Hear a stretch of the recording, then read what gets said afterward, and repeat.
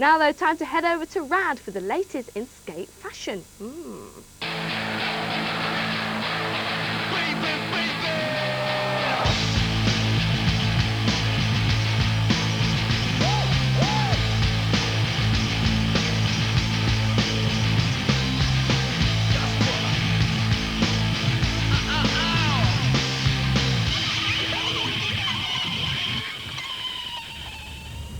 Hi. Yeah, dude, we're gonna get super high, 450 feet above sea level, and those puppies right there. Shaw. Yeah, nice one, Christian. Now let's tell them what's on the rest of the show.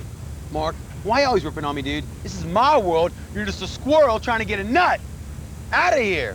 Okay, Rad people, in the next 30 minutes, you shall witness the gnarl beyond infinity of kite surfing.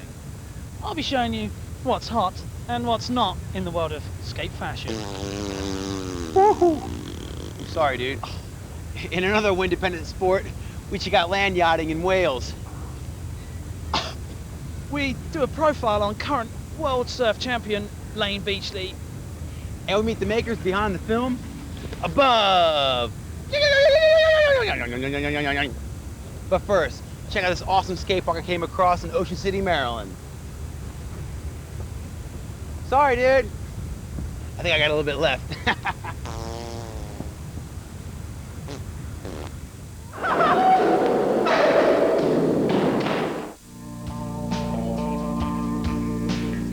Hello, Rad TV. My name is Dave Messick. I work for the Town of Ocean City Recreation Department at the Ocean Bowl Skateboard Park. This place has actually been here since 1976 of June. They had a small bowl, then skateboarding was so popular at the park that they built a bigger bowl that was a replica of the small one, but 3 times the size. Skateboarding in the late 80s to early 90s, when skateboarding became street-oriented mostly, and most people were just riding street, the park really did not get used that much. And then this was about in the 94, 95, we were really complaining, the locals that lived here. And finally, the city council and the mayor, Jim Mathias of Ocean City, got the funding, and we were able to build the new skateboard park here. And I guess that got done on July 24th, 1998. It took about 4.5 months to build. There's a 9.5-foot deep left-handed kidney pool, which I'm sitting in right now. And then we have a 32-foot wide vert steel ramp and a 24-foot wide, 6-foot tall mini ramp. Everything had to be built off the ground. It's 500 yards of dirt in here, 380 some yards, I believe, of concrete, not including the plaster. It was a pretty crazy process. I was here every day of it, basically, and it was a lot of work. I just heard there was a blind demo at Cloud9 Skate Park, so I hopped in my convertible and cruised on up.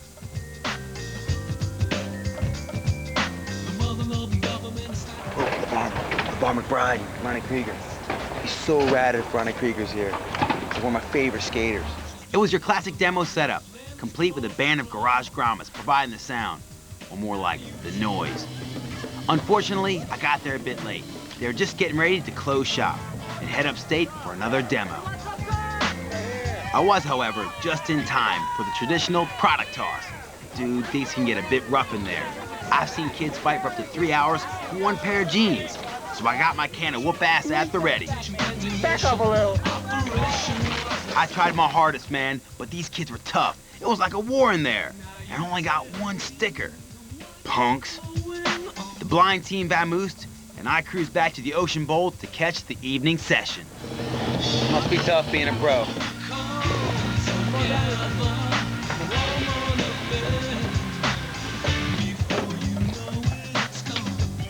We got Christian Deem, who's a local here at the skate park. Christian, where are you from, dude? I'm originally from Baltimore, and now I live down here in Ocean City. I've been working here about 9 years and skating here about 12 or 13. I like it all. Don't really have a particular, I like the ramp probably best of all, but it's all fun.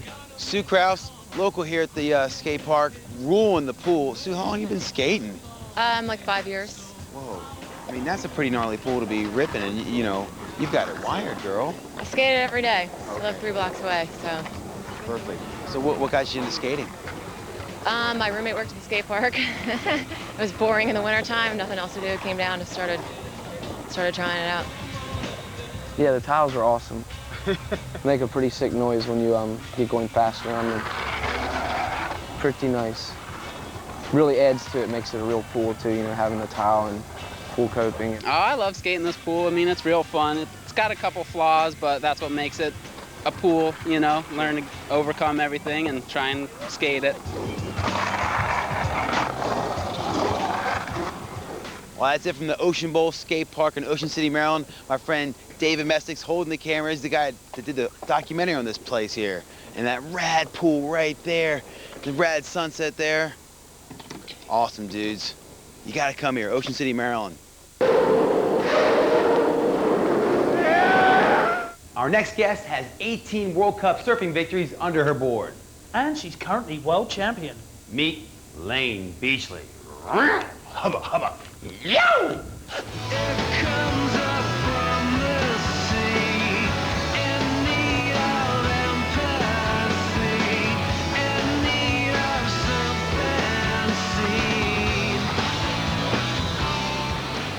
I grew up in a surfing family. My dad surfed, my brother surfed, and Beachley, well, of course we love the beach. So I was born to be at the beach, and that's how I got into surfing. I just wanted to be in the water all day, and that's how I started when I was 4 years old. I believe in myself, believe in my ability, and I don't allow the other girls to psych me out. Because surfing, as I said, is a real mental thing. A lot of it comes down to luck, and if the wave comes to you, then you have to believe in yourself to be able to know that every wave you can turn into a 10, no matter what comes at you. The industry is male-dominated, and it survives on male egos and sexism, and that was the difficult part that we had to, the hurdle that we had to leap over in women's surfing. And now that we're respected for our ability, and that was the other problem, was our ability wasn't quite as strong as the men's, and now that we can be compared to the men, we're taken more seriously, and we take ourselves a lot more seriously.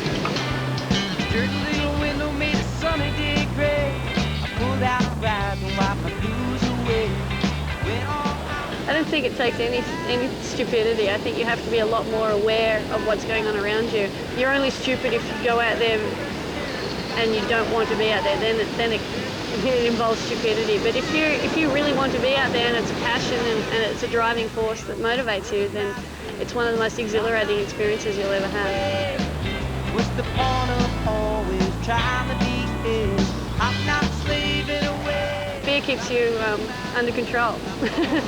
It keeps you out of harm's way. If you're not afraid, then you can throw yourselves into quite precarious situations. So I like to have a little bit of fear, and I'm not afraid to be afraid. I used to do a lot of excessive training. I used to do weights, and I used to do sand dune running and swimming and cycling and boxing, and I used to train more than I surfed. I realized that surfing's the best training for surfing. I spend more time in the water. I spend time sleeping. I like to rest before an event because I usually train up until that time, and then just relax and just surf and concentrate on winning.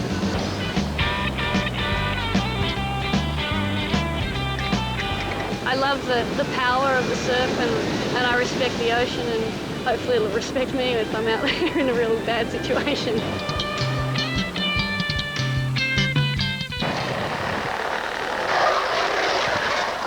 When the winds are blowing onshore, these are the contraptions you want to be surfing. Contraptions, man! He's all smart and sounding all smart, dude. Oh, look at you! This is no Hollywood set. This is real.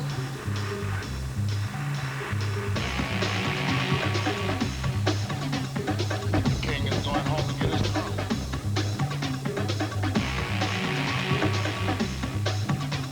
Land yachting is sailing on wheels. We can go faster than a water yacht because we've got very little resistance.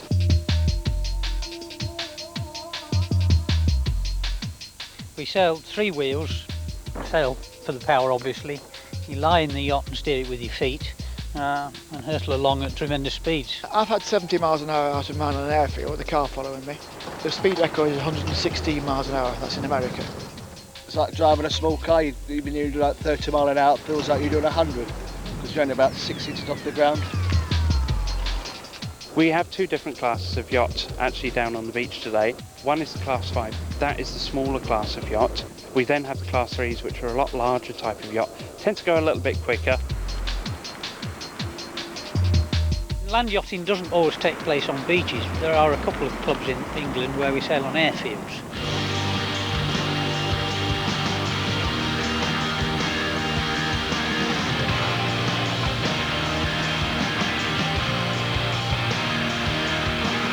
There are people who make moulds for the fiberglass bodies. You can buy them from a manufacturer as well if you want to, but it's quite a lot of fun in making your own yacht because you can put your own little special bits onto it. And sailing this, it's an absolute doddle. Once it's going, the harder you pull on the sheet rope, the faster it goes.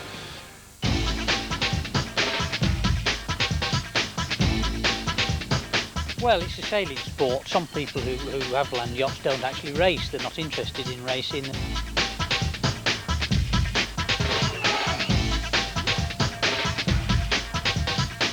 We start off with a grid. It's a bit like the Formula One grid. We all line up on different numbers. We have a grid card, so we have different numbers each race.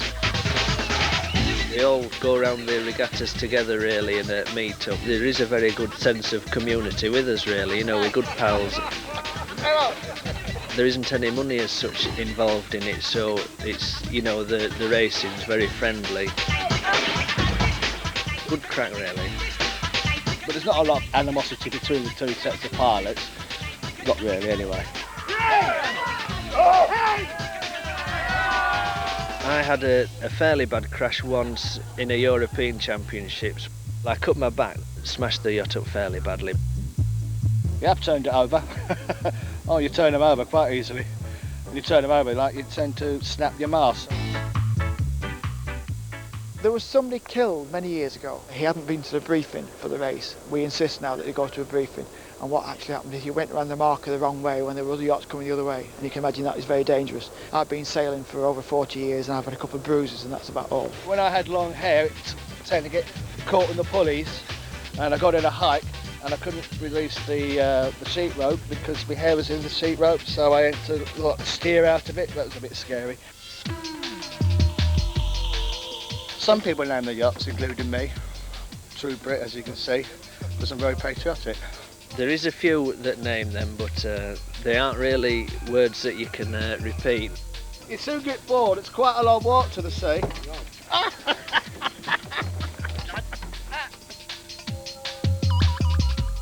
Have you finished interviewing me now?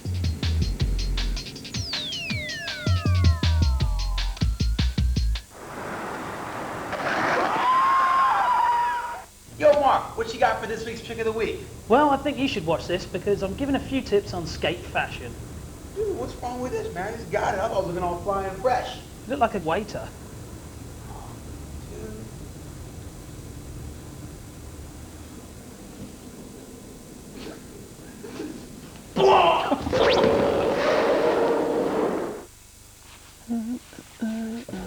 No. Oh my. Don't know whether I'm in a gnarly or a dope mood today. I don't know. This week we're doing style, which is really important to get right, otherwise you get dissed by all your mates. Where's that leather jacket? They all look the same in them stupid baggy trousers is a phrase often heard. Although they are very wrong, as within the genre of skate fashion exists a wide spectrum of different looks that you can choose from. So this week I've donned my fashion designer's cloak to bring you 4 looks that'll be big this summer. First up we have the rude look, which you may remember from last year. This is loosely based around the rap image. Nylon was the top fabric in '99 and will still be going strong in the year 2G. Gold accessories are out this year as platinum takes over, being more expensive. Although my tip for the year is a string of coal, which are unformed diamonds, don't you know? Baseball caps are passé, as fishermen's hats take over in the head attire war. Cool shoes will look like spaceships, have extra tongues, and airbags that go off when you slam. Places to be seen in this clobber would be down at the local blocks doing super tech tricks. Failing that, look as convincing in your attempts as possible. Get stressed and pretend you're on a bad day. The little black dress of tricks to suit this look is switch hard flips and K-grinds.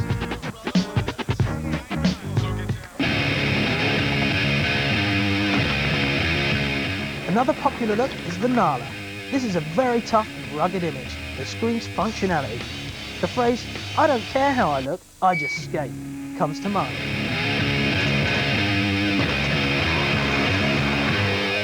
Threads donned by the Nala are cut-off combats and old-school shoes with long socks. A vest or cut-off t-shirt finishes off the look quite nicely. And this year, I feel a full beard could be the must-have accessory. The Nala likes to go big and skate tough, so blasting big ollie grabs and grinds matches image down to the ground.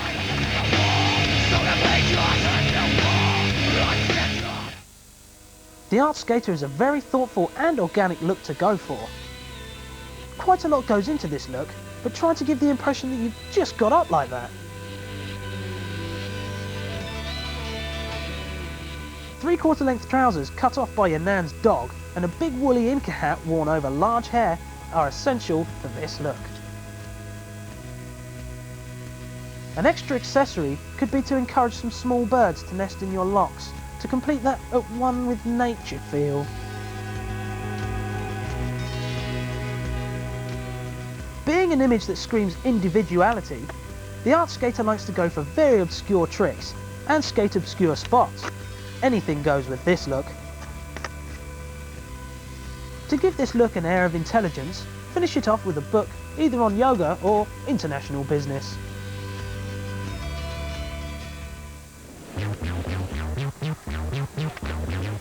And finally, we come to the classic 80s throwback image.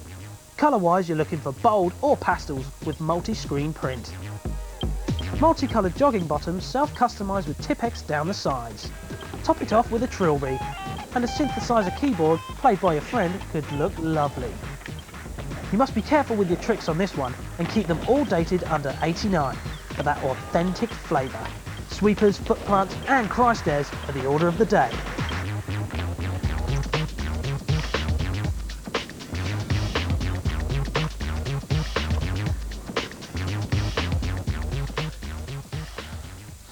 Just isn't me. Wonder if the charity shop's open.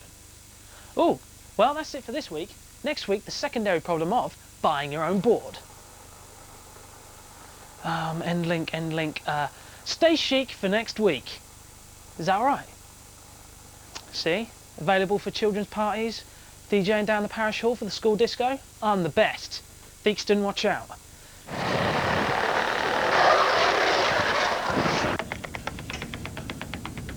For this week's Film Chill Out, we meet the makers of Above. And you're gonna do a kickflip on top of this thing, man. To the floor.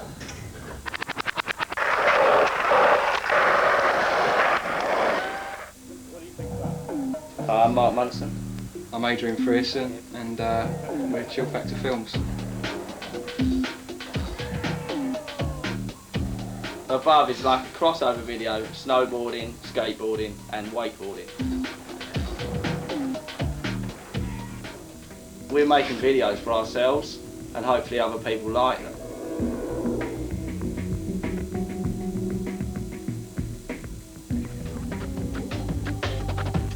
If you want to get into filmmaking, buy the best camera you can afford and just film as much as possible. Because the only way you learn anything about it is by filming.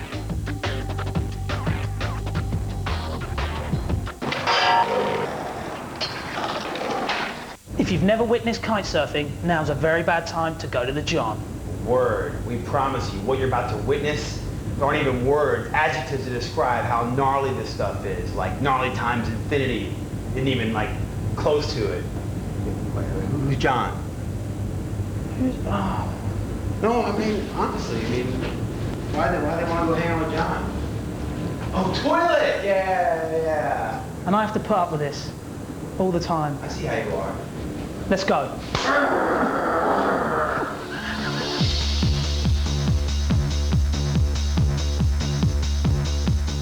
Tarifa, Spain, the venue for this year's annual Red Bull Sky Ride. Tarifa is the southernmost and windiest town on the European mainland. Just 14 kilometers away from Africa, it's known by locals as the capital of the wind.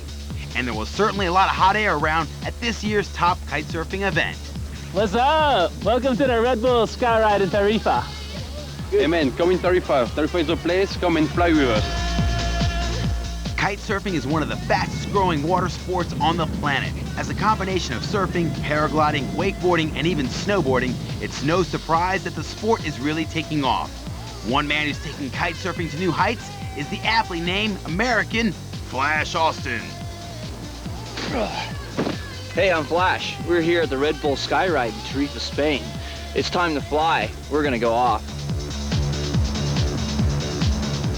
The essence of it is just having fun and flying, the freedom of flight. You get this real hush, this peaceful feeling when you're out there. You know, you see everything from a different perspective.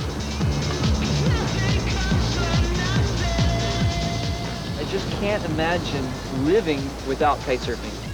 The principles behind the sport are much the same as in any other freestyle board event. Points are awarded for tricks, style, and above all, big air. I can catch big airs, I can ride waves, do triple, quad front flips, do radical tricks, maneuvers, catch air anytime I like. If I dream it, I can do it. One of my favorite disciplines is the big air, catching big air and just flying through the air. I mean, that's so good. Okay, the wind is starting to blow, so I'm gonna get out there in the water. I'll see you out on the water. Get out there and do it, do it, do it. Live to kite surf to live. Tarifa marks the spot where the Atlantic and Mediterranean meet, a town where the wind never sleeps and neither do the kite surfers.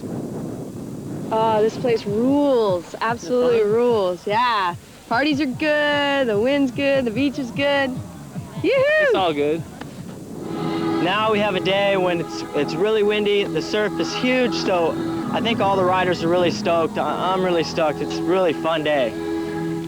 With the competition underway, it was no surprise that Flash was first on the water, impressing the judges with this triple tabletop. Compatriot Chris Gilbert was Flash's main threat, and this frontside 360, followed by a backside 3, put him in close contention while the rest of the field were getting blown away. Gilbert's final throw of the dice was to go big in the air department, but Austin proved he was no flash in the pan, sealing victory with not one, but two amazing 1080s. It's not so important to be like the champion, but, you know, to have a good time and love what you're doing. That's important to me, and that's really what I was thinking. And then at other times I was thinking, well, don't fall.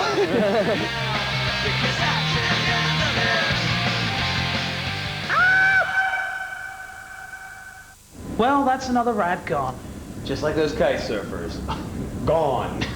Yeah. Now, what have we got for this week's competition prizes? Well, Mark, for this week's prize, you can win a whole goodie bag of No Fear gear. First prize gets these shorts, and his hat, and belt, and shirt, and shoes. Second prize gets a t-shirt and some other stuff. Now, what can they do to win this loot, bro? Well, how about drawing what you think skate fashion will be like in the year 2010? Yeah, get all futuristic and stuff. And send those creative pieces to Rad Skateboard Fashion of the Future. P.O. Box 2075 London, W1A 5SW. That's Rad Skateboard Fashion of the Future Comp, P.O. Box 2075 London, W1A 5SW. All entries must be in by July 14th, 2000! Keep those entries coming in, because everything that's been sent in so far has been amazing. Word. You can see a selection of all the entries, plus the competition winners on our website, www.channel5, something. It's all down here with a core and a .uk and a /rad. Well, be sure to dial in next week for some more rad goodness. Yeah. Could never remember the name of that website, dude.